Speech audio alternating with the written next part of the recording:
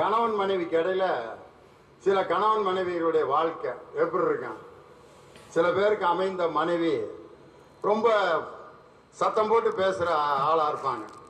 என்ன பேசினாலும் கூடயே பேசுவாங்க. வாடி என்ன வாடி சும்மா உடனே என்ன என்ன அப்படிம்பாங்க. இது ஒரு வகையான ஒரு 50-60 பேர் சிரிக்கிறாங்க. இதெல்லாம் அந்த குரூப்போட வாழ்ந்துகிட்டு இருக்காங்கன்னு அர்த்தம். இப்ப கை தட்டுறாங்கன்னா அதை அனுபவிச்சுட்டு இருக்கிற ஆளுன்னு அர்த்தம். இன்னொரு வகையான மனைவிமார்கள் இருப்பாங்க. நம்ம என்ன பேசினாலும் வாய்க்குள்ளேயே முனகுவாங்க. சரி அரைஞ்சிரும் உடனே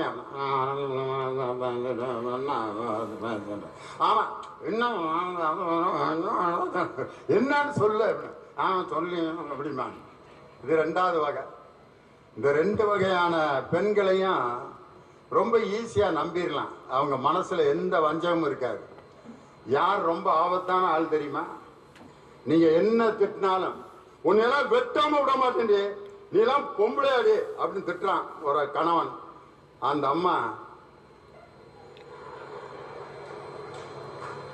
என்னது அசைவே இல்லாம ஒரு அம்மா உட்காந்துருக்குன்னா இவதான் ரொம்ப ஆபத்தான பொம்பளை. புருஷனை எந்த நேரம் வேணாலும் விஷம் வச்சு கொண்டுருவா, சீரியல் கதாநாயகி மாதிரி. மனசுல இருக்கிறத யார் வஞ்சகம் இல்லாமல் வெளிப்படுத்துகிறார்களோ அவர்கள் மனசுல எந்த சூது வினயம் எந்த விதமான மோசமான சிந்தனைகளும் வராதுங்கிறது நம்பிக்கை.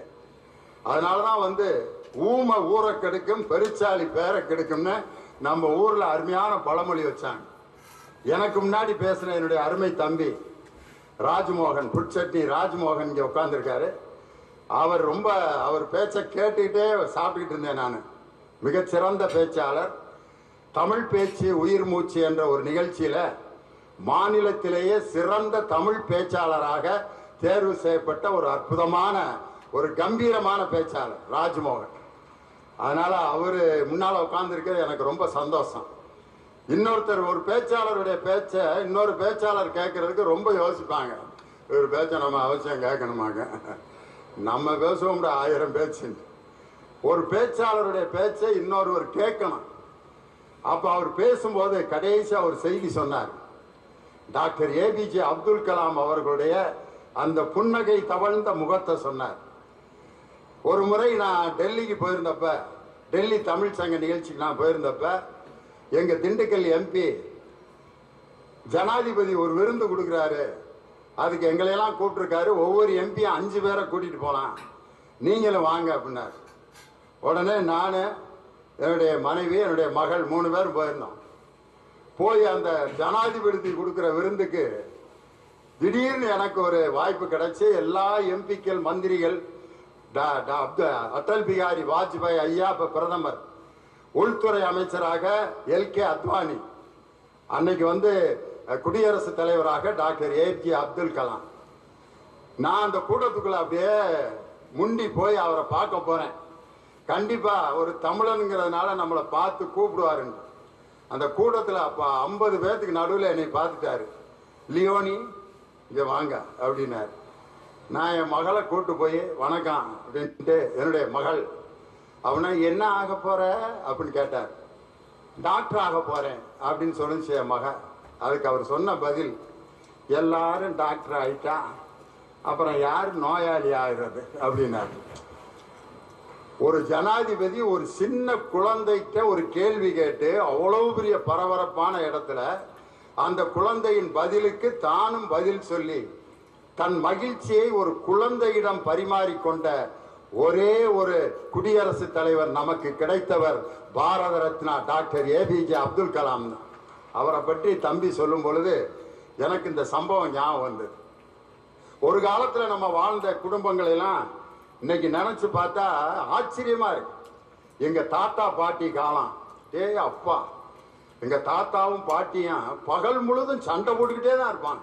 எந்த நேரம் எங்க பாட்டியை திட்டிகிட்டே இருப்பாரு எங்க தாத்தா. உன்னையெல்லாம் போடு முன்னால் நிக்காத, வரும் உன்னையெல்லாம் கட்டினதுக்கு பேசாம இருந்திருக்கலாம், உன்னைய கட்டினதுக்கு நான் சும்மா இருந்திருக்கலாம், நீ எல்லாம் ஒரு ஆம்பளை. இப்படியே தான் பகல் முழுவதும் சண்டை போட்டுக்கிட்டே இருந்த எங்க தாத்தாவுக்கும் பாட்டிக்கும் 16 பிள்ளைங்க. அதுதான் எனக்கு பெரிய மர்மமா இருக்கு. இன்னைக்கு எந்த நேரமும் சண்டை போட்டுட்டு எப்புட்றா அப்படின்னு ரொம்ப எனக்கு புரியாத புதிரா இருந்துச்சு. 3 வயசுல எங்க தாத்தா போய் கேட்டே விட்டேன் நான், எப்படி தாத்தா 16 பிள்ளை? அதுக்கு எங்க தாத்தா 3 வயசு என்கிட்ட இப்ப சொன்ன பதில் எல்லாம் ஆண்டையும் பார்த்து கொடுக்கறது தான் அப்படின்னாரு. கடவுள் கொடுத்தாராம் 16. நான் நம்பிட்டேன் 3 வயசுல. இப்ப நினைக்கிறேன் கிழமை எவ்வளவு விசக்கிழவனா இருந்திருக்காரு, எவ்வளவு பவர்ஃபுல்லான ஆளா இருந்திருக்காருன்னு இப்ப யோசிக்கிறேன். பாட்டிய ஒரு நிமிஷம் நிம்மதியா இருக்க விடாம 16 ரெகுலர் இன்டர்வல்ல கல்யாணம் முடிஞ்சு 10வது மாசம் ஒரு குதிரை வண்டி வீட்டு முன்னால வருமா, எங்க பாட்டியை ஏத்திட்டு 3வது நாள் குழந்தையோட வந்துடும் பாட்டி. திரும்ப அடுத்த 10வது மாசம் குதிரை வண்டி அதுவா வந்துருமா வீட்டுக்கு.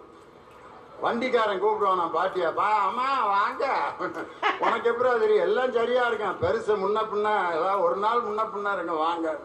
16 பிள்ளைங்க எப்படியா யோசிக்கவே முடியல.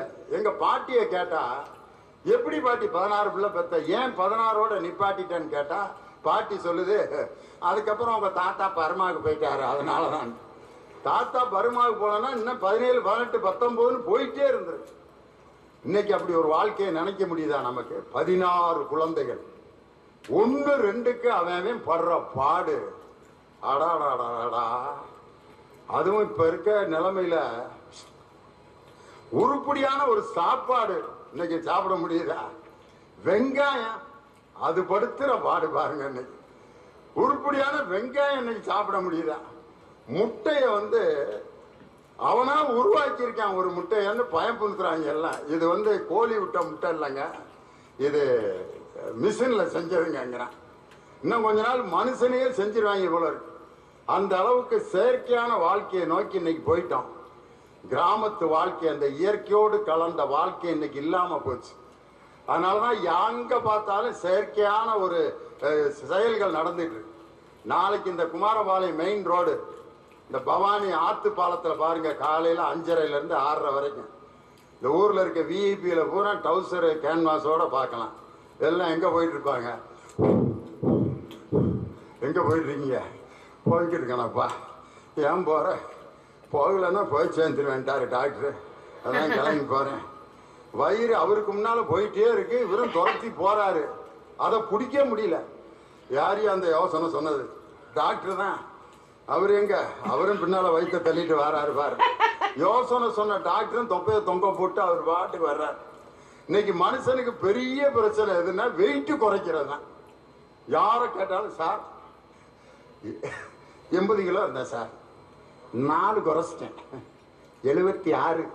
அப்படியா, கங்க்ராச்சுலேஷன், 4 கிலோவா, எப்படியா அப்படின்னா அவர் பெரிய டயட்ல இருந்த வரலாறுலாம் சொல்லுவார். காலையில 4 இட்லி தாங்க, மத்தியானம் ரைஸை தொடர்றதே இல்லை, ஈவினிங் 4 சப்பாத்தி.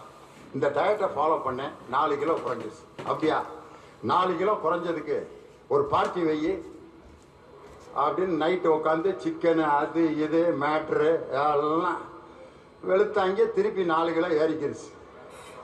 ஏத்த இறக்க என்ன பொழப்பு பாருங்க ஒரு ஆம்பளையோட பொழப்பு. ஆண்களுடைய வேதனை இருக்குன்னா பெண்களுடைய வேதனை அதை விட பெரிய கஷ்டம். ஒரு காலத்துல எல்லாம் பாத்தீங்கன்னா அம்மிக்கல், ஆட்டுக்கல், துவைக்கிற கல் இதெல்லாம் இருந்துச்சு வீட்டுல. கஷ்டப்பட்டு அம்மிக்கல்ல மசாலா அரைச்சி எங்க அம்மாலாம் சாம்பார் வச்சான். எங்க அம்மாலாம் அம்மிக்கல்ல மசாலா அரைக்கும் போது எங்க அம்மாவுக்கு வேர்க்கும். அந்த வேர்வை என்ன செய்வாங்கன்னா இந்த ஆள்காட்டி விரல்ல, இந்த பெருவிரல்ல வலிச்சு அப்படியே மசாலையில போட்டு இழுத்து அரைச்சிருவாங்க. அங்க ஏசி ரூம்ல உட்காந்து மசாலா அரைக்க முடியும்? அந்த வேர்வையை போட்டு தான் மசாலா அரைச்சாங்க. சாம்பார்ல கொஞ்சம் உப்பு தூக்கலா இருக்கு. எங்க அம்மாவோட வேர்வை கலந்த சாம்பாரை லியோனி 15 வருஷம் சாப்பிட்டேன். இன்னும் உடம்பு நல்லா தான் இருக்கு. ஒரு தாயின் வியர்வை ஒரு மகனுக்கு விஷமாக மாறியதாக சரித்திரம் இல்லை. அன்னைக்கு இயற்கையான ஒரு வாழ்க்கை. மாவை ஆட்டி தோசை சுட்டு அந்த ஆட்டுக்கல்ல அரிசி இதையும் ஊற போட்டு கையில ஆட்டுற சுகம் இருக்கு பாருங்க. அந்த பாட்டியை தான் எங்க வீட்டுல எல்லாம் மாவாட்டுங்க. மாவாட்டுறதுக்குன்னே 2 கிளவி இருக்கு. ஒருபடி அரிசியை ஆட்டி முடிக்கிறதுக்குள்ள 15 வீட்டு புறணிய பேசி முடிச்சிருங்க. ஏக்கா அந்த மகாலட்சுமி மகளை கட்டி கொடுத்தாங்களே, அவ வாழ்றாளா வந்துட்டாளா?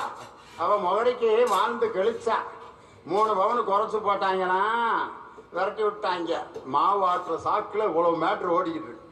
அதுல ஒரு கிழவிக்கு நல்ல ஜலதோஷம் பிடிச்சி அச்சுன்னு தும்மி விட்டுருச்சு.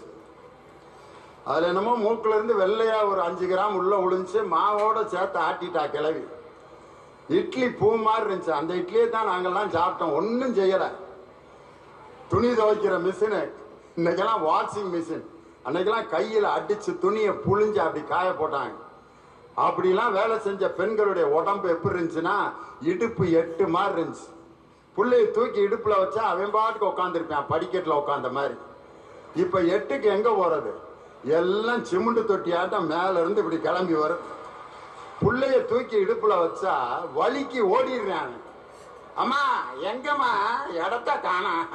நானே 15 வருஷமா காணா போட்டு தேடிக்கிருக்கேன். போடா ஆளு முகரையும் என்ன சோஃபாவா இங்க செஞ்சு வச்சிருக்காங்க போடா அப்படின்னு. அதுக்குன்னே ஒரு ட்ரெஸ் கண்டுபிடிச்சிருக்கான், நைட்டின்னு. யானைக்கு லங்கோடு போட்ட மாதிரி மேல இருந்து 8 சிமெண்ட் தொட்டியான்னு கண்டுபிடிக்காம இருக்கிறதுக்கு ஒரு ட்ரெஸ் கண்டுபிடிச்சிருக்காங்க பாருங்க. அந்த நைட்டியே நைட்ல தான் போடணும். சில பெண்கள் வந்து பட்டிமன்றத்துக்கு அதை போட்டுக்கிட்டே உட்காந்து கேட்டுக்கிட்டு இருக்குது. எனக்கு பேச்சே ஓட மாட்டேங்குது. வரிசையா 2000 நைட்டி. நான் என்னத்துக்கு ஆயிருப்பேன் யோசனை பண்ணி பாருங்க. அன்பார்ந்த என்னங்கடா அது அநியாயமா இருக்கு. நைட்டின்னு அதுக்கு பேர் வச்சதே நைட்ல போடுறதுக்கு தான். அதை போட்டுக்கிட்டு பால் வாங்க வர்றது, பால்காரன் தப்பு தப்பா லிட்டரை அளந்து நஷ்டத்துக்கு வித்துக்கிட்டு இருக்கான் பாலை. இன்னொரு அம்மா நைட்டியை போட்டுக்கிட்டு பிள்ளைகளை விட பள்ளிக்கூடத்துக்கு வந்திருக்கு. வாத்தியார் லீவை போட்டு வீட்டுக்கு போயிட்டாரு. படித்த கணக்கெல்லாம் மறந்து போச்சு. இந்த அம்மா நைட்டியை போட்டு பிள்ளைகளை கொண்டு வந்து விட வந்துருச்சு. நாங்கள் அன்னைக்கு பட்டிமன்றம் நடத்த போகிறோம். ஒரு அம்மா நைட்டியை போட்டு மாடு மேய்ச்சிக்கிட்டு இருந்துச்சு. என்னம்மா அம்மா நைட்டி போட்டு மாடு மேய்ச்சிக்கிட்டு இருக்கா? அதாவது போட்டிருக்கேன்ல, ஒன்று யாரும் இங்கே பார்க்குறது, போன் வேலையை பார்த்துட்டு போன். இந்த நைட்டிங்கிற ட்ரெஸ்ஸு நம்ம உருவாக்குனதா? ஜீன்ஸுங்கிற பேண்ட்டு நம்ம கண்டுபிடிச்சதா? இந்த கோட்டு ஷூட்டு இது வந்து நம்ம நாட்டினுடைய பண்பாடா? இல்லை. இன்னைக்கும் பாருங்க, இந்த வெள்ளைக்காரங்க நம்மள்கிட்ட தள்ளி விட்டதை இன்னும் இறுக்க பிடிச்சிட்டு இருக்கான். இன்னைக்கும் ஒரு ட்ரெயினில் டிக்கெட் பரிசோதகர் பார்த்தீங்க, கருப்பு டை போட்டு கருப்பு கோட்டு போட்டு இப்படி வெள்ளை பேண்ட். இது யார் இன்னும் அதை ஒரு சாதாரண கதர் சட்டையும் ஒரு பேண்ட்டும் போட்டு வந்தா என்ன, அந்த கோட்டு அதை இன்னும் விடாம பிடிச்சி வச்சிருக்கான். இப்படி ஒரு டிடிஆர் வர்றாருன்னு வச்சுங்க, வேஷ்டியை கட்டிட்டு ஒரு 4 முளை வேட்டியை கட்டிட்டு ஒரு சட்டையை போட்டு ஒரு டிடிஆர் டிக்கெட்டு செக். ஏண்டா ரயில்வேல எதுவும் மாறுவேட போட்டி நடத்துறாங்களா என்ன இப்படி இருக்கீங்க அப்படின்னு. அந்த ட்ரெஸ்ஸுக்கு நம்ம அடிமை ஆயிட்டோம். அந்த வெள்ளைன்னா தான் ஒரு பெரிய சிவப்பா இருக்கணும் பொண்ணு, வெள்ளையா இருக்கணும் ஆளு. வெள்ளையா இருக்கிற ஆளுக்கு இன்னைக்கு ஒரு மரியாதை கொடுக்குறான். கருப்பா இருந்தாலே என்ன பொண்ணு கொஞ்சம் கருப்புங்க, கொஞ்சம் டல்லு, நேரம் கொஞ்சம் டல்லுங்க. என்ன டல்லு? சிவப்பா இருக்கிறதுக்கிட்ட என்ன இருக்கோ அது பூரா கருப்பா இருக்கிற பிள்ளைகிட்ட இருக்கத்தானே செய்யுது. கருப்பா இருக்கிற பிள்ளைய குழந்தை பெக்குது, சிவப்பா இருக்கிற பிள்ளைங்க குழந்தை பெத்துக்கிட்டு தானே இருக்கு. இந்த வெள்ளைக்காரன் இந்த சிவப்பு வெள்ளை மேல ஏற்படுத்தின ஒரு மரியாதை இன்னும் நம்மளை விட்டு போகவே மாட்டேங்குது. கேரம் போர்ட்லயே பாருங்க, வெள்ளை காயினுக்கு 2 பாயிண்ட் வச்சிருக்கேன், கருப்பு காயினுக்கு 1 பாயிண்ட் வச்சிருக்கேன். எவன்டா வச்சது? மாத்துறா. இனிமே நம்ம மாத்து, கருப்பு காயினுக்கு 2 பாயிண்ட போடு, வெள்ளைக்கு 1/2 பாயிண்ட போடுற. அப்பதான் கருப்பு மேல இருக்கிற ஒரு ஆசையே நமக்கு வரும். இன்னைக்கும் பாருங்க, அந்த கருப்புங்கிறது ஒரு அற்புதமான ஒரு கலர். நான் ஒரு கல்யாண வீட்டுக்கு நான் போயிருந்தேன். ஒரு பொண்ணு மாப்பிள்ளையோட ஃப்ளக்ஸ் வெளியில வச்சிருந்தாங்க. மாப்பிள்ளை பார்த்தீங்கன்னா அஜித் மாதிரி நல்லா செக்கச்சிவேன்னு இருக்கான். பொண்ணை பார்த்தீங்கன்னா நெல்சன் மண்டேலா பேத்தி மாதிரி கண்ணங்கரேன்னு கண்ணாடி போட்டு இப்படியே பல்லு ஏற்றி. என் தலைமையில தான் கல்யாணம். நான் இப்படியே பார்த்துட்டு என்னடா விசாரிச்சா லவ் மேரேஜ். 9 வருஷம் லவ் பண்ணியிருக்கான் அந்த பொண்ணை. எனக்கு ஒரே ஆச்சரியம், இந்த பொண்ணை எப்படா இவனால லவ் பண்ணியிருக்க முடியும்? அவன்கிட்ட கேட்டுருவான், மாப்பிள்ளைட்டு போய் கேட்டே விட்டேன். தம்பி வாங்க சார், சார் உங்கள்கிட்ட படித்தவன் சார், நான் தெரியும்டா அசோக்கு, இந்த பொண்ணை எப்படா நீ இவ்வளோ அழகா இருக்க அப்படின்னு. அதுக்கு எனக்கு கன்னத்தில் அரைஞ்ச மாதிரி ஒரு பதில் சொன்னாங்க. சார் அவ எனக்கு அழகா இருக்கா சார், உங்களுக்கு அழகா இருக்கணும்னு அவசியம் இல்லை சார், அவள்கிட்ட எது அழகுன்னு எனக்கு தெரியும் சார்ன்னு சொன்னான் பாருங்க. அந்த இடத்துல அந்த மாணவன் எனக்கு எவ்வளவு பெரிய புத்திய புகட்டினான் தெரியுமா? தன் மனைவியிடம் எவன் அந்த குறிப்பிட்ட அழகை ரசிக்க தெரிகிறானோ, கல்யாணம் முடிஞ்சு 3வது நாள் கூட்டிட்டு வரும்போதே ஒருத்தன் மனசுல என்ன நினைக்கிறான், இன்னொரு நல்ல பொண்ணா கூட பார்த்துருக்கலாம், எங்க மாமகளை கொடுக்குறேன்னாங்க, தெரியாம இதை கட்டிட்டு வந்துட்டேன்ட்டு 15ஆம் தேதி கல்யாணம் முடிச்சவன் 18ஆம் தேதி இப்படி நினைச்சான்னா அவன் வாழ்க்கை என்னத்துக்காக யோசனை பண்ணி பாருங்க. வாழ்க்கையினுடைய நிலைகள் மாறிக்கிட்டே இருக்கு. வெறும் குடும்ப வாழ்க்கை மட்டும் இல்லை, நம்ம ரசித்த விஷயங்கள் கூட இன்னைக்கு மாறிடுச்சு. ஒரு காலத்துல வந்து ஒரு 60-70 வயசுக்கு மேல இருக்கவங்களுக்குலாம் அன்னைக்கு ஹீரோ யாரு அப்படின்னு சொன்னா தியாகராஜ பாவதரும் பி சின்னப்பாவும் தான். அவங்க பாடின காதல் பாட்டுலாம் இன்னைக்கு பாடினா இப்படி இல்லாம பாடினாங்க அப்படின்னு நம்ம யோசிக்க வேண்டியது. தியாகராஜ பாவதருடைய காதல் பாட்டு ஒண்ணு, தியாகராஜ பாவதரும் டி.ஆர். ராஜகுமாரி லவ் பண்றாங்க ஒரு படத்துல. என்ன பாட்டு தெரியுமா? மன்மதலேலையவர் உண்டோ என் மேல் புனகேனோ பரமுகம், என்னுடனே நீ பேசினால் வாய் முத்துதிர்ந்து விடுமோ, உன்னைய நேரமும் நினைந்துருகும் என்னிடம் வந்தாமென கேட்டுமோ, உன்னை நயந்து நான் வேண்டிய ஓர் முத்தம் ரம்பா சுவாமி அப்படின்பார். தியாகராஜ பாவதர் டி.ஆர். ராஜகுமாரி 22 அடி தூரத்துல இருக்கான், இங்க இருந்து அப்படின்பாரு. இதை பார்க்கறதுக்கு எங்க அப்பா 50 தடவை போயிருக்காரு படத்துக்கு. எதுக்கு? பிளேயிங் கிஸ் கொடுக்கறத பார்க்கறது. அது வந்து ஒரு பெரிய காட்சி. அன்னைக்கு ஹரிதாஸ் படத்துல உன்னை நயந்து நான் வேண்டிய ஓர் முத்தம் தந்தால் குறைந்திடுமோ அப்படின்ட்டு டி.ஆர். ராஜகுமாரியோட முகத்துக்கு நேரம் அப்படி கையை வச்சு அப்படின்பாரான். முத்தம்னு வேற எழுதிட்டாரான். அதுக்கு அப்படி ஒரு ரசிகர் மன்றம் அன்னைக்கு. அதுக்கப்புறம் பார்த்தீங்கன்னா எம்ஜிஆர், சிவாஜி அவங்களுடைய காலகட்டம். எம்ஜிஆர் பார்த்தீங்கன்னா இந்த கையை ஆற்றுறதுலேயே உண்மையிலே இந்த 2 கரங்களில் நடித்த ஒரு மிகப்பெரிய நடிகர் எம்ஜிஆரை தவிர வேற யாரும் இருக்க முடியாது. ஒரு தடவை எம்ஜிஆருக்கு பனைமரத்தில் ஏறிக்கிட்டே பாட்டு பாடுற மாதிரி ஒரு காட்சி வச்சுட்டாங்களாம். பனைமரத்தில் ஏறிக்கிட்டே இருந்திருக்காரு. பாட்டு தொடங்கிருச்சு. 1 2 3 பாணியில சொல்லியிருக்காரு, பாடுங்க தலைவரை அப்படின்னு. அதோ அப்படின்ற டேய் ஒன்ன கூப்பிட்டுருக்காரு டைரக்டர். எம்ஜிஆர் தான் கையை விரிக்காம பாட மாட்டாருன்னு தெரியும்ல, உனக்கு யார தென்னை மரத்தில் ஏறுற சீனை வைக்க சொன்னது? மாத்ரா சீனை. அவருடைய ஸ்டைலு காதல் பாட்டு பாடினாலும் புரட்சிகரமான பாட்டு பாடினாலும் தத்துவ பாட்டு பாடினாலும் இந்த கையை அசைச்சு அந்த அசைவுகளுக்கு தமிழ்நாடு கொடுத்த மரியாதை இருக்கு. அடே அப்பா, கொடுத்ததெல்லாம் கொடுத்தான், அவன் யாருக்காக கொடுத்தான்? ஒருத்தருக்கா கொடுத்தான், இல்லை ஊருக்காக கொடுத்தான். ஒருத்தருக்கா கொடுத்தான், இல்லை ஊருக்காக கொடுத்தான். காதல் பாட்டு பாட சொல்லுங்க, அதே ஃபார்முலா தான் காதல் பாட்டு. சின்னவளை முகம் சிவந்தவளை நான் சேர்த்து கொள்வேன் கரம் தொட்டு, என்னவளை காதல் சொன்னவளை நான் ஏற்றுக்கொள்வேன் வரையிட்டு. காதல் பாட்டு. சோக பாட்டு பாட சொல்லுங்க. பொல்லாக்கு வாங்க போனேன் ஊர்வலம் போக, நான் பாதியிலே திரும்பி வந்தேன் தனிமரமாக. அவருடைய சக்சஸே இந்த 2 கையில தான். ரசிச்சான் தமிழன். சிவாஜி கணேசன் எடுத்துக்கங்க. அவ்வா, அந்த குரலுக்கும் அந்த கம்பீரத்துக்கும் சிவாஜி கணேசன் வாழ்ந்த காலத்தில் நம்மெல்லாம் வாழ்ந்தோம்னு நம்மெல்லாம் பெருமைப்படணும். அப்படிப்பட்ட ஒரு மாபெரும் நடிகன் தமிழ் சினிமாவுக்கு கிடைத்த பெரிய வரப்பிரசாதம். சிவபெருமான் எப்படி இருந்தாருன்னு யாருக்காவது தெரியுமா? பார்த்திருக்கமா? சிவபெருமான நேரடியா கொண்டு வந்த ஒரு நடிகன் அவர் ஒரு ஆள் தான். அங்கம் புழுதிபட அறவாளை நெய் பூசி பங்கம் படபரண்டு கால் பரப்பி சங்கதனை கீர் கீர் என அறுக்கும் நக்கீரனோ எம் கவியை ஆராய்ந்த சொல்ல தாக்காவான். சிவபெருமானே இப்படி சுத்தமா தமிழ் பேசியிருப்பாரான்னு சந்தேகமா. சிவாஜி சிவபெருமான் மேல நமக்கு ஒரு பெரிய மரியாதையை உண்டாக்குனார். கூட நடிக்கிற நக்கீரன் அவர் ஏபி நாகராஜன். சங்கரப்பது எங்கள் குலம், சங்கரனார் கேது குலம், சங்கை அறிந்துண்டு வாழ்வோம் அரணே, உன்போல் இறந்துண்டு வாழ்வதில்லை. நக்கீரா, நன்றாக என்னை பார். நான் எழுதிய பாடல் குற்றமா?